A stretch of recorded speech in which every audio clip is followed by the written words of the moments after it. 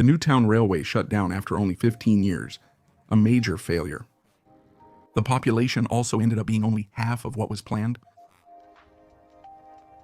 The commercial facilities in the center of town are also empty. Commerce has completely declined. It seems like the supply is geared toward the stagnant population. After the town opened, population decline and aging have accelerated. What will happen to the future of this town? I'll introduce Fukuoka Dai-Ni town in Komaki City, Aichi Prefecture.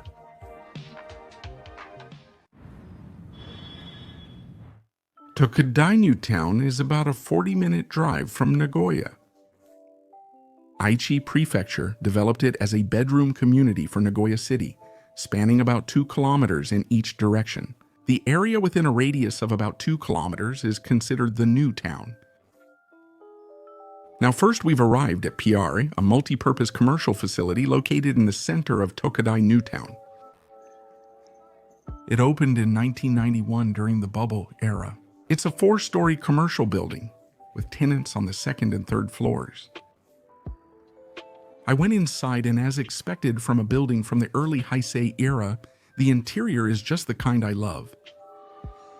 It features overly lavish decorations and even an entire atrium. PR Plaza is still used for events today. When it opened, Uni operated it, and there was an Apita supermarket inside. However, the current tenants have been replaced by Don Quixote. The name Uni remains, and the official name is Mega Don Quixote Uni Donghua Dadian. It's a commercial facility in Newtown. Usually there are many people on weekdays, but here, not so much. Some areas have noticeable vacancies, suggesting it's not doing well. Also, large tenants like the game center have left, making it pretty miserable. The map inside the building shows tenants divided into the Donkey Zone and the Life Zone, but on the website, they're listed under the Life Zone. Only the tenants were introduced. The tenants inside Donkey are all grouped together as Donkey. I don't know if the management is different or what, but it's like a bookstore that can attract customers. It's a shame that Seria is in the Donkey Zone but isn't listed. There's one more commercial facility, but I'll talk about that later. Since this is a video introducing the town, but I started off by introducing a commercial facility, let's step outside for a moment and take a look at the town itself. When I stepped outside, I found a mysterious white ruin. It's surrounded by a fence, so you can't go inside. But when I walked around to the side, I found the answer. There are the words, Ten Nichidai Center Station. This is a railway that was discontinued after just 15 years. It was used as beach liner Ten Nichidai Center Station. It hasn't been dismantled and has been left as it is. The beach liner and PR both opened in 1991. It was already discontinued in 2006 and has been left unused for almost 20 years. As the name of the station suggests, it functioned as the central station within the new town. Now that the railway is gone, public transportation has changed to buses. There are buses heading toward Kasugai and buses heading toward Komaki Station. The Peach Bus is in operation. By the way, the Peach Liner also used to connect Komaki Station and Tokudai New Town. Some of you may have guessed from the name Peach Bus, but it was discontinued. It's a replacement bus for the Peach Liner. In the morning, it runs every 15 to 20 minutes, and after that, every 30 minutes, so there are a decent number of buses running. It doesn't seem like it's that much of a problem. There were a total of 3 stations in the Newtown area, including Juyodai Center Station. I thought it must have been incredibly convenient when there was a railway. However, there is a history of it being discontinued because the residents hardly used it. You can cross the road on the left side of the abandoned station. There is a bridge built, and you can go toward the residential area. It seems that the original differences in elevation of the land have been used, and a road called a greenway, which is completely separated from the roadway, has been built. It really feels like a new town. It's very well thought out. This kind of design is made to protect residents from traffic accidents, so it's reassuring for both children and the elderly. When I walked along the road, there were a lot of cars speeding by. It really looks like an easy place to live. Since I grew up in just a small residential area, I really admire new towns.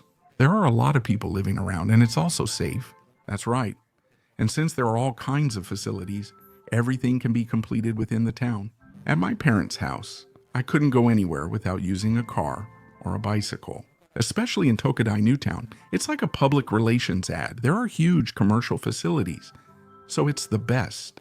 Even though it's pretty empty, there are still at least the minimum number of tenants, so it's nice. Some of you may have noticed it peeking out earlier and been curious, but there's only one Tabaman in this new town. It's called Ska Stage 3319. As the name suggests, completed in 1991, it's a 33-story tower apartment building. Since there are no high-rise buildings around, it really stands out. However, it's extremely cheap. Upper floor rooms over 100 square meters cost just 15 million yen. You can get it for about that price. I really hope a viewer will buy it. I'd like to go visit. Across from the tower apartment, there's the prefectural Shinoka housing complex. Next to the tower apartment is a prefectural housing complex that looks like it's from Minecraft. The layout is nice too. Even so, the prefectural housing complex was apparently built in 1980, so it's only 4 years older than the tower apartment, but it looks a lot older. Part of it is that the concrete is completely exposed, but the walls also look like they haven't been cleaned at all. I wonder how many years without cleaning it would take to get this black. Maybe it's because Aichi Prefecture doesn't have the budget, so they can't really maintain it properly. Now then, in the back, there's a lonely residential area with just a single house. In this new town, nearly all houses are single-family homes. There are only a few apartment buildings near the old station. There are also urban renaissance and prefectural housing complexes around the area where the terminal station of the beach liner, the so-called Higashi station, was located. Other than that, everything else is single-family houses. People who live in single-family houses probably mostly own cars. But what about people who live in apartment complexes? Since the station is nearby, it's convenient even without a car. So I think there are many people who decide to live there without owning a car. What do you think about that? Next, I'll introduce Piesta, the other commercial facility located across the street from PR. There's a mysterious object on the deck, but let's just ignore it this time. This is Piesta. It opened in 2000. It's a 3-story commercial facility, just so you know. Since 2019, both Piare and Piesta have been operated by Marubeni Real Estate Management. PR opened in 1991 and Piesta opened in 2000, so maybe they built Piesta because PR alone wasn't enough for the size of the town. Exactly, it feels like an early 2000s commercial facility, and that excites me. But this place is also really rusted and there's nothing that can be done about it. About 10 years ago, there used to be places like McDonald's and GEO here. That's right. But those kinds of tenants have left, and now Caesarea is operating as the last hope. Now, it's mostly just cram schools and clinics, and once again, there it was. Curve count. Because I go to all sorts of rundown places. I'm called the Grim Reaper, but Curves is way more of a Grim Reaper than I am. There were also times after the massage shop closed down. I came down to the first floor. Even this time, there weren't any tenants expected to attract customers, so it was only natural that things felt deserted. However, as a commercial facility that plays a part in the new town, it has a rather bold design. It was probably built during a time when there were a lot of young people, and the atmosphere was lively. Summers are extremely hot with frequent abnormal weather. Now all the tenants are outside like this. Many commercial facilities are struggling. It seems like this place is no exception. The rent for this vacant first floor tenant, including management fees, is just under 400,000 yen. That's expensive, and the deposit is 4.7 million yen. To put it mildly, I wonder if there's any tenant who would move in under these conditions. So from here on, it's the 10th day, the growth of the new town. I'll explain from its founding to what lies ahead. The urban development plan was announced by Aichi Prefecture in 1971. This area was developed as a salary land, Previously, there were fields, groves, and wilderness spreading out here. It was a place with nothing. The planned population was 54,000, but the oil shock affected it. 5 years later, it was reduced to 47,000 people. After this, the plan continued to be revised repeatedly. With the addition of the Peachliner Vehicle Depot and other changes, the initial project period was until 1979. Ultimately, factors like the bubble economy's collapse also contributed. The period was extended by 20 years to 1999. Meanwhile, during this confusion, the planned population was reduced to 40,000. There were a lot of twists and turns, but in 1980, the town opened and residents began to move in. By 1991, when the Peachliner opened, the population was over 15,000. So it got off to a smooth start. Just like now, when there was no railway, it seems that buses were running. And then in 1991, the Beachliner opened, Pierre opened, and Sky Stage 33 was completed. It was the heyday of the 10th new town in Power Pro terms. It's this pink one. However, the heyday was brief despite its much anticipated opening. The number of Peachliner users didn't increase at all either. When it first opened, there were 50,000 people a day. In the future, they expected about 12,000 users per day. But in reality, there were at most only 3,500 users. The original estimate of 50,000 people daily exceeded the population. I really don't understand what they were thinking. The later estimate of 12,000 people seems reasonable considering the planned population of 40,000. However, the population of Newtown stagnated in the 2010s, peaking at 28,000 in 2008, and has been declining ever since. It's nowhere near the target. One of the reasons for the stagnant population growth is the inconvenience of using the Peachliner. Even though there were over 20,000 residents, only 3,500 people used it per day. This new town was developed as a bedroom community for Nagoya. When you think about it, it seems far too few. That's not surprising, since Komaki Station, the last stop, was inconvenient for those going to Nagoya Station. Back then, you needed to transfer on the Meitetsu Kameki line to reach Kamita Station. You either had to take a bus or walk to Heiandori Station on the Nagoya Municipal Subway Meijo line. In 2003, the Kamita Subway line opened, which improved access to Heiandori Station. But even so, there still wasn't a direct route to Nagoya Station. Because it was such an inconvenient route, people would take a bus or drive to JR Kasugai Station. Many residents appeared to be heading to Nagoya Station. It seems that there were also plans to extend the line to JR Kozoji Station, which goes directly to Nagoya Station. But due to low ridership, those plans never materialized. As a result, during the 15 years until its discontinuation, the Peachliner never turned a profit even once. Tax injection, restructuring, fare hikes, various measures like lowering fares were taken, but it had little effect. By the way, user numbers rose, but fares dropped. The deficit grew, leaving people unsure whether to laugh or cry. Residents even joked by calling it the Pinchy Liner instead of the Peachliner. That's right, they considered various options, like automating the system, significantly raising fares, or asking all households in the new town to share the burden.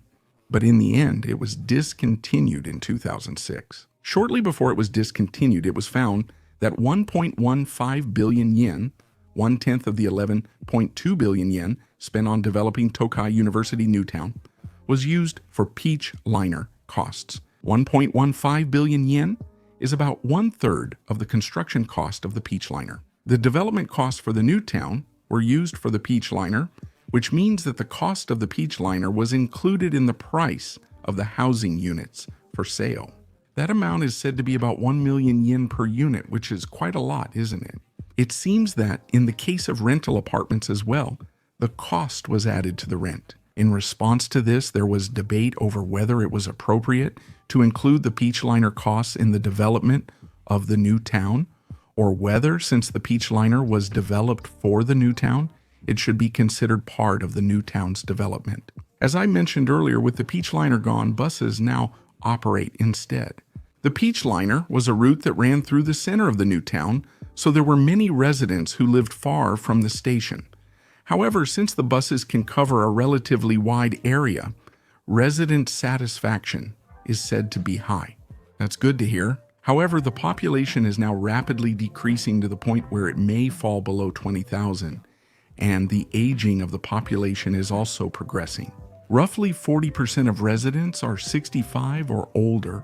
Also, many people in their 20s and 30s are leaving, and in 20 years, around 60% of residents are expected to be 65 or older. With 20,000 people and 9,000 households, the number of households is high, but there are reportedly few children. The population peaked at 28,000 in 2005, but over the past 20 years, it has decreased by about 8,000 people. It also seems that very few new households have moved in. If public transportation is only by bus, young people won't move here. Even if there are a decent number of buses running, people still have the impression that it's inconvenient. It would be nice if there was something attractive enough to dispel that image, but honestly, it seems like they're just barely managing to maintain the current situation. Looking at the materials from Kameki City, they vaguely mention wanting people to have local pride, but it doesn't seem like they have any fundamental solutions. Since they emphasize diversity and promoting interaction beyond nationalities, I got the impression that they're trying to increase the number of foreigners. There are pros and cons, but if the goal is simply to increase the population, then I guess that's fine. Proximity to the city center has become very important. I'm looking forward to seeing what kind of city development will happen from now on. Since commercial and public facilities are concentrated in the city center, living in the center makes sense. That's what I personally think. You can really feel that it was a very ambitious new town, and I enjoyed walking around and exploring it. Now, leaving the 10th new town behind, I'm driving along. There's something like a bridge overhead. This is what's left of the Beach Liner Railway. Even after almost 20 years since it was discontinued, it's still here. That's because the Aichi Prefecture side had no intention of removing it. The reason is that the maintenance costs would be enormous. Initially, since they weren't removing the elevated structure, they planned to repurpose it. It was discussed at a leaders' roundtable meeting. Public transportation was seen as desirable on the elevated structure. However, the width was not sufficient even to run buses, and it would require an enormous amount of money. So this plan ended up being just an illusion. There was also a proposal to build roads that only small cars could use and to set up bus lanes under the elevated tracks. But that too faced heavy criticism and was rejected. By small cars, I mean vehicles like these, often used for services such as 7-Lemons delivery. At this point, hardly anyone is using them. And while they might be useful in the city, there's no need for that kind of thing in a new town. Well, after all, I'm just an expert, so in the end, it turned out there really aren't any practical uses for them. The total construction cost was estimated at 10 billion yen, leading to the decision to build the elevated structure. It's expected to take about 15 years.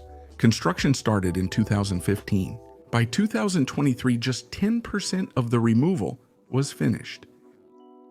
Also, with 3.8 billion yen already spent, 10 billion yen likely won't be enough. Prices are also rising, and because there wasn't enough money, they tried to remove it over many years. But that ended up backfiring. That's why most of it still remains even now, but recently the removal has been progressing, so the day when you can't see it anymore might be coming soon.